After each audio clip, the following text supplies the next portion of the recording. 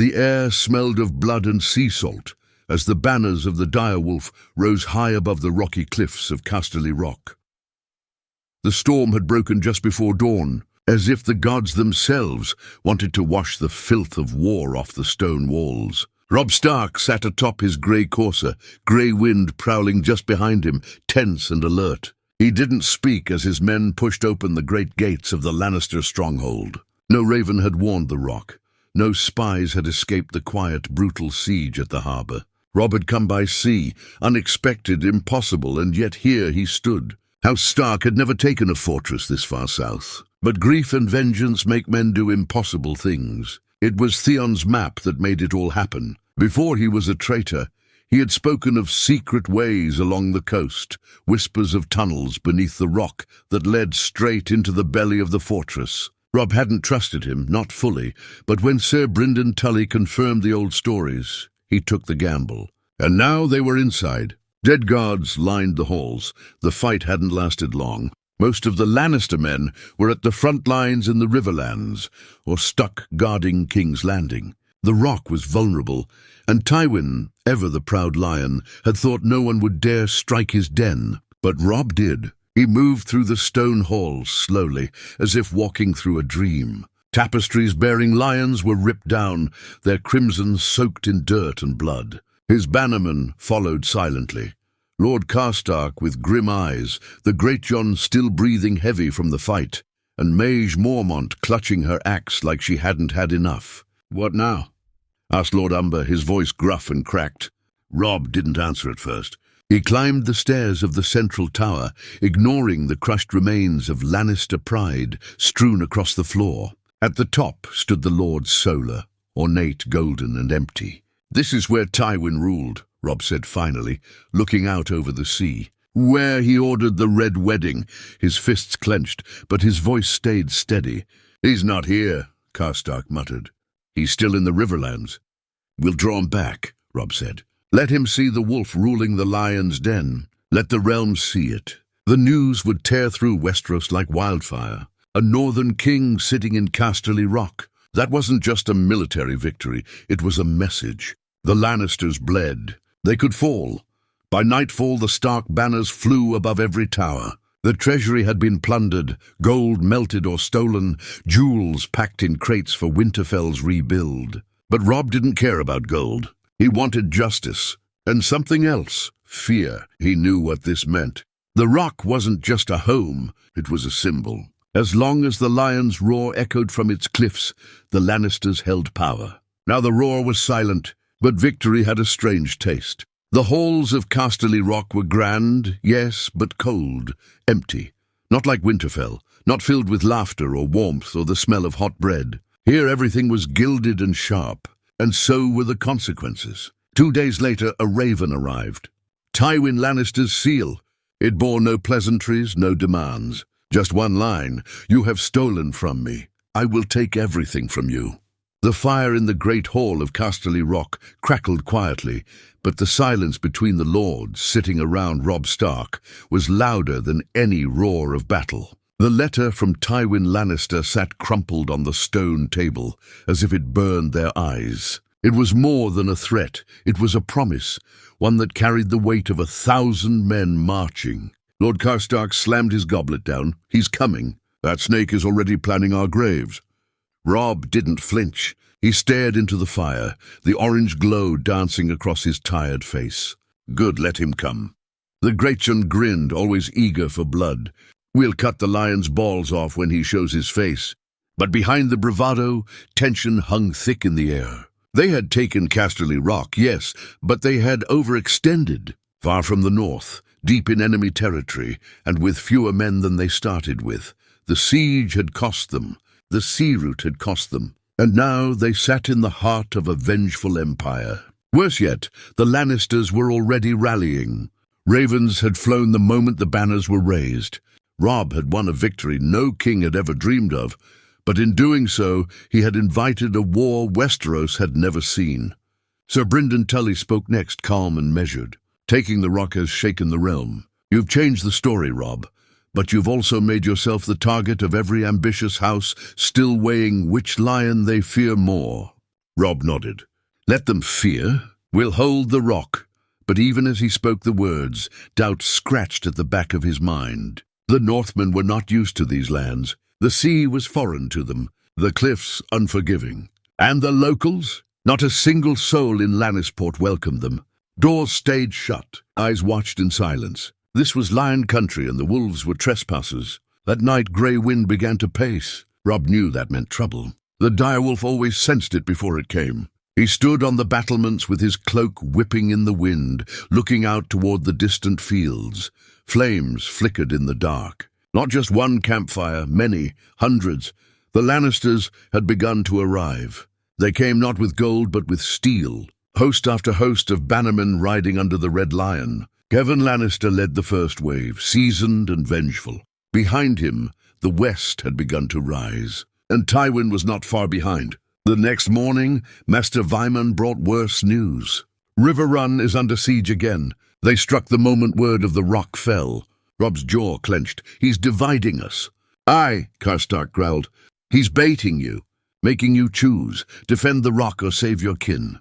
It was the same game Tywin always played, pulling strings, forcing his enemies into impossible choices. Robb walked through the halls of the rock that afternoon, running his hand across the cold stone walls. Every step reminded him that this was not home. This was not the North, and it never would be. He found himself staring at a portrait hanging crooked on the wall. Tywin, young and proud, standing with his children. Cersei looked cruel even then. Jaime had a smirk. Tyrion was nowhere to be seen. Your family built this place with blood, Robb muttered under his breath. I wonder what it'll look like when we're finished. That night, his dreams were filled with fire. He saw Winterfell burning again, his mother's scream echoing through stone halls and Grey Wind covered in blood. He awoke with sweat on his brow and the stench of smoke in his nose. At dawn, the horn sounded. Lannister outriders were probing the cliffs. The siege had begun, but Robb Stark stood firm, sword in hand, and spoke to his men with calm fury. We didn't come this far to cower behind walls. Let them come, let them bleed on their own stone. And in the shadows of Casterly Rock, the war for the soul of Westeros had begun. The first skirmish began before midday, just as the mists over the western cliffs started to lift. Lannister scouts rode fast and low along the rocky hills, testing the outer sentries. Robb Stark had positioned archers along the higher ridges, and their arrows rained down, quick and deadly, cutting red streaks into the green. But the scouts were only the beginning. By nightfall, Kevan Lannister's forces had encircled 3 sides of the fortress. From the west came siege towers. From the east, catapults rolled across uneven ground. The southern cliffs were guarded only by the sea, but the harbors were now blockaded. The Northmen were trapped, and everyone knew it. In the war room, maps were sprawled across the table, marked with red lion tokens on every side. Robb stood still as the others bickered. We can't hold the port. Their ships outnumber ours 10-1, shouted Sir Wendell Manderly. We shouldn't even be here, muttered Karstark under his breath, loud enough for everyone to hear. The Great John slammed a fist into the stone. We're here because we took the rock, and we'll die with it before we run like dogs. Robb raised a hand. The room fell quiet. He didn't shout. He never needed to. No one is dying today. We're not trapped. We've made Tywin come to us. And that gives us power. Sir Brynden nodded slowly. As long as we control the rock, we control the message. The lion bled. That shame doesn't wash off. Robb turned his eyes toward the sea. But we can't survive a long siege. We bleed slower than them, but bleed we will. His voice grew darker. We strike before they're ready. Silence. Mage Mormont grinned. Aye, wolves hunt best at night. And so the plan was laid. Robb divided his forces. The main host remained within the rock, manning the towers and harassing the enemy with burning oil and flaming arrows. But under cover of night, a small group would scale the outer cliffs south of the Lannister camp. Robb would lead them himself, against all counsel, against every desperate plea to stay behind. The young wolf refused to hide. Tywin sent men to burn my home, he told his bannermen. He murdered my brothers. I will not sit behind stone while the lion stalks free. So they rode under darkness, 20 hand-picked Northmen, cloaked in shadow and silence. Grey wind slinked ahead like smoke, vanishing into the fog. The climb was treacherous, jagged cliffs and wet stone, but they made it. They came upon the Lannister rear camp just before dawn. The Red Lion banners fluttered gently above sleeping men. No scouts, no guards alert. Kevan Lannister had grown arrogant, and that arrogance was his undoing. The Northmen struck like wolves, quiet, brutal, and fast. Fires lit the tents in seconds. Horses screamed and panicked, trampling men as steel met flesh in the chaos. Horses screamed and panicked, trampling men as steel met flesh in the chaos. Robb fought like a storm, silent, deadly, merciless. Grey wind tore through armored men like parchment. Kevan Lannister barely escaped with his life. His command tent was ash before he could rally a defense. By sunrise, hundreds of Lannisters lay dead. The siege lines were broken, their camp scattered. Panic rippled through the rest of the army. Rumors spread faster than ravens. Robb Stark was not just holding the rock. He was hunting from it. Inside the rock, the cheers echoed down every hall. But Robb did not smile. He stood over the burning remains of the Lannister command post, eyes distant. "This was a warning," he said quietly. "But Tywin won't scare easy." Sir Brynden approached from behind, blood on his armor. "You humiliated them. The West will never forget this." Robb nodded slowly. "I don't want them to forget." He turned toward the sea. "I want them to hate."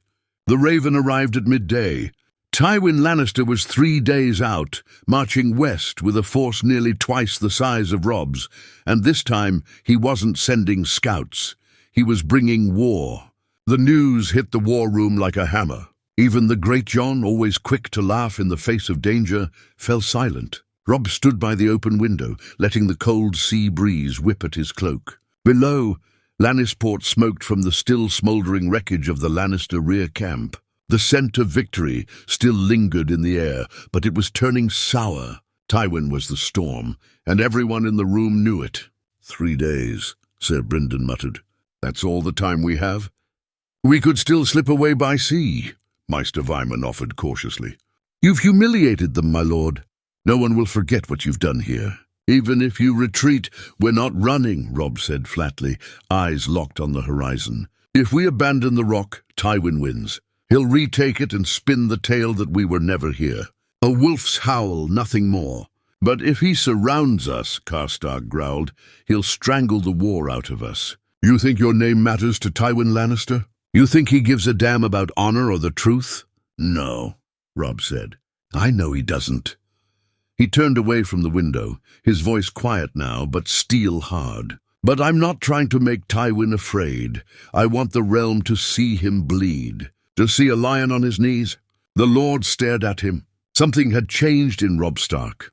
The boy who had once marched to avenge his father was gone. What stood in his place now was colder, sharper. They began to prepare. The Northmen doubled the defenses, set traps along the mountain paths, and gathered all remaining food stores. Blacksmiths hammered out new weapons from stolen Lannister gold. Robb ordered his scribes to send ravens, not to allies but to common folk. Letters filled with brutal truth and raw defiance. The Stark King had taken Casterly Rock. He had burned the lion's banner and wore its pride like armor. The letters spread like wildfire across Westeros. Farmers in the Reach whispered of a king who took the West's greatest fortress. Fishers in the Riverlands prayed for the young wolf's survival. Even in King's Landing, rumors crept through taverns and brothels. Robb Stark had done what no rebel ever had, and the lion was coming to take it back. On the second night, the stars disappeared behind thick clouds, and Tywin arrived. He came with no horns, no songs, just silence. Row upon row of red-cloaked soldiers encamped outside the rock, disciplined and grim. Siege towers rolled into place with terrifying precision. Trebuchets were raised with brutal efficiency. No banter, no threats, just the quiet before a storm. Robb watched from the tower with Sir Brynden at his side. "That's not the full host," the Blackfish said. "He's holding some back." "Of course he is," Robb muttered. "He's waiting to see if we break." "Will we?" Robb didn't answer. The next day, the sky turned black. Tywin's siege engines hurled fire and stone against the rock. The walls groaned. Some sections crumbled. Men died screaming under the collapse. Screams echoed through the mountain halls. But the Northmen held. Night brought no peace. The Lannisters lit the valley with wildfire-tipped arrows. Flames danced through the grass, turning the lower hills into a funeral pyre. The smell of burnt flesh wafted into the rock. Inside, Robb walked the halls without sleep. He checked every station, spoke to every commander, ate beside his soldiers. Grey Wind stayed close at his heels, teeth bared at every unfamiliar shadow. And then a noise, a boom from deep below, a tunnel. They had come in through the tunnels once. Now someone was coming in through them again. The thud came again, dull, rhythmic, and far too familiar. Robb froze in place, ears straining against the silence of the stone hall. Grey Wind growled low, pacing toward the stairwell that led down to the dungeons. Robb turned sharply. "Wake the guards below, now!" Sir Brynden was already moving. Steel clashed against steel as footsteps echoed down the corridors, armor hastily thrown on, blades drawn in a rush. Robb descended quickly, every step feeling heavier than the last. The tunnels beneath Casterly Rock had once been used by Lannister smugglers to bring in foreign goods from the coast, secret routes long forgotten by most. But Robb had used them to take the rock, and now someone else was coming through. They reached the lower chambers just as the wall gave way. Stone crumbled inward. Dust choked the air. And then they came. Lannisters. A wave of red poured into the underbelly of the fortress, swords already raised, eyes wild and furious. It wasn't a full assault. It was a surgical strike, a small elite force sent to open the gates from within. And at their front was Sir Adam Marbrand, the Lion's Claw, Tywin's most trusted killer. The clash was immediate and brutal. The confined tunnels gave no room for grace or strategy, just blood and muscle and grit. The torchlight flickered wildly, throwing monstrous shadows across the walls as steel met steel. Robb fought in the thick of it. Grey Wind ripping through men like a shadow. Adam Marbrand locked eyes with him from across the chaos, and the two surged forward, cutting a path through bodies. Their swords met with a scream of metal. "You should have stayed in the north, boy," Adam snarled. "And you should have died in the fire," Robb snapped back. Blades clashed again. Sparks flew. The din of battle around them became a blur as the two men circled each other. Marbrand was fast, vicious, precise. Robb was colder now than he had ever been. Calm, ruthless, untouchable. The fight tilted. A wrong step, a hesitation. Marbrand lunged. Robb twisted. Steel slid through flesh. Marbrand stumbled, blood pouring from his side. And then Grey Wind was on him. The fight ended in a heartbeat. The rest of the Lannisters, those who hadn't fallen already, were driven back. The Northmen surged, pushing them toward the breach they'd created. The tunnel collapsed under fire shortly after, sealing it shut with a thunderous crash. When the dust settled, Robb stood over Marbrand's broken body, chest heaving. Tywin's first blade was dead, and the message couldn't have been clearer. Back in the war room, the map of the siege had changed. One less threat on the inside. But they all knew this was only a taste. Tywin had sent his assassin not to win, but to test the wolf's defenses. "He knows now," Sir Brynden said quietly. "He knows you're not bluffing." Robb didn't respond. Instead, he walked to the ramparts. The night was black as pitch. Fires burned across the valley. From the Lannister camp, a new banner now flew. One that hadn't flown since the rebellion of the Mad King, the banner of war. Tywin was no longer playing politics. He was coming for his legacy. And for the first time, Robb Stark wondered, if he died here, so far from Winterfell, would the realm remember the truth? Or would they just write his name among the lost? Behind him, Grey Wind howled. Dawn came red. The skies above Casterly Rock bled with the promise of fire. And by midday, Tywin Lannister's full host stood poised in the valley, armor gleaming like a wall of molten gold. Thousands of men. War machines lined in grim, silent rows. Every move calculated. Every breath timed. This wasn't chaos, it was orchestration. Robb stood on the battlements, watching the army shift into place with terrifying order. There was no rage in Tywin's movements, only cold inevitability. The kind of wrath that doesn't shout, only devours. He was reminded bitterly of the way his father once described Tywin, the man who smiles at you as he cuts your throat. Sir Brynden joined him, squinting down at the formation. They've tightened the circle. If we don't break them now, we'll starve inside this rock. We'll break them, Robb said. One piece at a time. The blackfish didn't answer. He could feel it too, that weight settling across the rock. Not fear, not yet, but the kind of pressure that turns brave men into statues and cowards into ghosts. By late afternoon, the siege engines moved. Trebuchets launched with sickening rhythm. Stones the size of horses came crashing into the outer towers, shaking the fortress to its core. The Lannisters had spared no expense.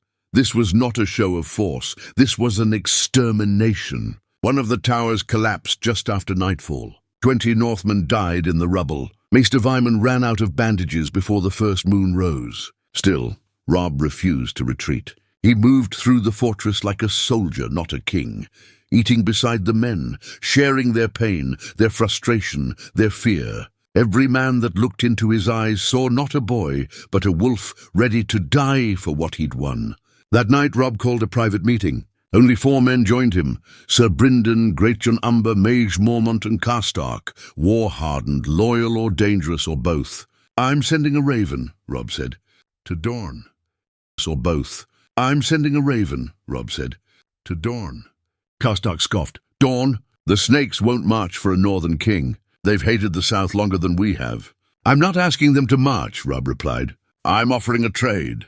He held up a scroll, freshly inked, its seal unbroken. Its words dangerous. "I'll recognize their claim to independence if they send ships to break the blockade." The others fell silent. That offer, recognition of Dorne's old sovereignty, was something no Targaryen or Baratheon king had ever dared write. "You're bargaining with the realm itself," Mage murmured. "The crown will call it treason." Robb stared at the flame-lit scroll.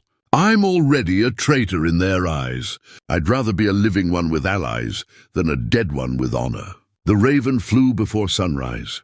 2 days passed. The Lannisters continued their assault. Food grew scarce. The wounded outnumbered the fit, and yet not a single man deserted. Somehow, some way, Robb's defiance kept them standing. Then at dawn on the 3rd day, a strange sound echoed through the cliffs. Horns, not Lannister horns. Something deeper, wilder, ships, sails on the horizon. The Dorne fleet had answered. Tywin hadn't expected it. No one had. For a brief moment, the illusion cracked. The Lannister army hesitated, unsure. Their flanks turned. Their lines wavered. Robb struck. With a force half-starved and wounded, he opened the gates and charged. It was madness. It was brilliance. Northmen surged from the fortress like a storm reborn, not to flee, but to fight. The Lannister lines shattered at the unexpected fury. Panic spread, especially when Dorne's ships began bombarding the coastal siege camps from the sea. Fire rained on the lions from both sides. Robb, bloodied and hoarse, led the charge himself, grey wind howling beside him. He fought not like a lord, but like a ghost raised by vengeance. He saw Tywin across the chaos, not up close, not within reach. But he saw the moment the lion turned away. Tywin retreated, not because he feared Robb, but because he feared what Robb had become. Smoke drifted lazily over the broken plains outside Casterly Rock. The battlefield, once a canvas of order and pride, was now blackened and soaked in blood. Ash clung to every stone, every blade, every breath. The lions were gone, or at least they had retreated, what remained of them. Tywin's golden host had been scattered across the cliffs like broken chess pieces. The sudden arrival of Dorne's fleet and Robb's savage countercharge had crushed the Lannister siege in a storm of chaos they hadn't prepared for. The West, so long untouchable, had been cut open and left bleeding under its own sun. But the victory was not sweet. Robb stood over a mound of bodies near the southern gate, his face like stone. Northmen, Lannisters, Dornish sailors. The dead no longer carried names, only the silence they left behind. The wind howled through the rock's towers like a mourning mother, and Robb hadn't spoken in hours. Sir Brynden approached him quietly. "They say the Dorne fleet is pulling back. They've done what they came to do. They won't stay." Robb didn't answer. "They kept their word," the Blackfish continued, "but they won't take sides in the war. You offered them freedom, they took it. That's the game. Still nothing. Your men need you." Finally Robb spoke, voice low and worn. "How many did we lose?" "Almost a third." Robb nodded once. "They'll write songs about it," Brynden added, softer now. "How a northern boy took Casterly Rock and sent the lion limping back to its den." Robb turned to him, and his eyes were tired, older than they should have ever had to be. "Let them write what they want. The dead won't read them." Word of the battle spread like rot. The West had suffered its greatest humiliation since the days of the Targaryens. Tywin's name, once untouchable, now carried a bruise. The realm trembled. The North roared. But with every whisper of glory, a new shadow took root: fear. Because Robb Stark hadn't just taken the rock, he'd torn apart the balance of power. Houses that once remained neutral now found themselves under pressure. Some feared Tywin, but more and more were beginning to fear Robb. His own bannermen noticed it too. Lord Carstark began whispering doubts. "He fights like a king, but rules like a ghost." Even the Great John's drunken laughter became nervous at times. "Aye, he's the wolf who bit the lion's throat. But what happens when he starts biting his own?" Robb heard the whispers, and worse, he felt them in himself. He no longer slept. Grey wind paced every night like a beast sensing something unnatural. The rock, for all its grandeur, felt cursed. Its halls whispered back at him. He had taken the seat of the Lannisters, yes, but it was not a throne. It was a grave built into stone, and it was getting colder by the day. Then the news came from the north. A raven, blood on the scroll. Winterfell had been attacked, not sacked, burned. By whom the report didn't say. Ironborn? Betrayers? Jothran sympathizers? The note was hastily written, as if the Maester had died writing it. Robb read it again. And again. He said nothing, only walked to the edge of the battlements and stared at the sea for hours. When Sir Brynden returned that evening, Robb handed him the scroll. "Winterfell's gone," he said. "Again." Brynden's breath caught. "We need to return north." "No," Robb cut him off. "If I leave now, Tywin takes the rock back within a fortnight. He'll paint us as thieves who ran at the first torchlight. But Winterfell is ash, and ash can't be rebuilt with grief." The words came out hollow. Robb knew them to be true, but he hated them all the same. He had taken the rock, but now he had nothing left to go home to. Robb Stark stood at the heart of Casterly Rock, beneath its vaulted ceilings and lion-faced gargoyles, and knew this place would never be his. He had taken it in blood, held it through fire, and shattered the myth of Lannister invincibility. And yet it remained a monument to his enemies. Its walls whispered of Tywin's victories. Its stones remembered Lannister footsteps. Every corridor carried the weight of a legacy he could not erase. The Northmen were restless. Supplies had grown thin, morale thinner. Winter had crept south faster than expected, and the cold winds sweeping through the valleys now bit like knives. Even the Dornish fleet, which had returned once to deliver a modest shipment of goods, was long gone, no longer interested in wars that did not reach their borders. It was Sir Brynden who finally said what the others had only thought. "We can't hold it." They were in the solar, firelight flickering across the battle-scarred map. Half the West still belonged to the Lannisters. Tywin had not counterattacked, but he hadn't surrendered either. He was building again, somewhere east, quietly, patiently. Robb stared at the rock's burning hearth, its flames reflecting in his tired eyes. "I know," he said. There was no shame in his voice, no defeat, only acceptance. Karstark, brooding in the corner, spoke up. "So we just leave? After all we've lost?" "No," Robb said. "We take everything that matters. Gold, documents, ledgers, secrets. There were things buried within Casterly Rock that could undo the Lannisters in more ways than war ever could. Names of debts, lists of bribes, letters sealed in crimson wax that told of crimes no bard dared sing. Robb had found them, and when he left, he would make sure the rest of Westeros saw them too. In the final days before departure, the Stark host stripped the fortress like wolves devouring a kill. Every weapon, every coin, every last ounce of power was packed for transport. The lower vaults were rigged with wildfire barrels. Dorne had taught them well. At sunrise on the last day, Robb climbed the highest tower. From there, he could see the sea, the smoke, and the banner of the direwolf flying above the Lion's Keep. He stayed there a long while, grey wind at his side, both silent. When he descended, the rock was ready to be abandoned. They marched out not like beaten men, but like shadows, vanishing into the mist, taking with them a legend. The rock didn't fall that day. It simply ceased to matter. By the time Tywin's forces returned, the fortress was cold, gutted and burned from within. The wildfire had done its work. The lion reclaimed a shell. And what the wolf left behind was worse than ruin. It was memory. Westeros would remember that the North had reached across mountains and fire to seize the throne of the West. And it would remember that the lion had not roared loud enough to stop them. Back in the North, Robb returned to ashes. Winterfell had been burned again. Its towers cracked. Its godswood blackened. Only a handful of survivors remained. The Boltons had betrayed him. The Ironborn had fled. The South had watched, but he did not weep. He walked the ruins in silence, stepped through snow-covered halls, and finally found the heart tree. Charred, wounded, but still standing. He knelt before it. "I took the rock," he whispered. No answer came. No wind, no whisper.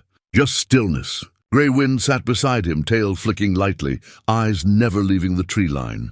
In that silence, Robb made a choice. He would not chase thrones. He would not kneel for crowns. He would not write letters to lords who waited for kings to die. He would build, in stone, in silence, in blood if need be, not to rule the South, but to make sure no one would ever burn the North again. Sure no one would ever burn the North again.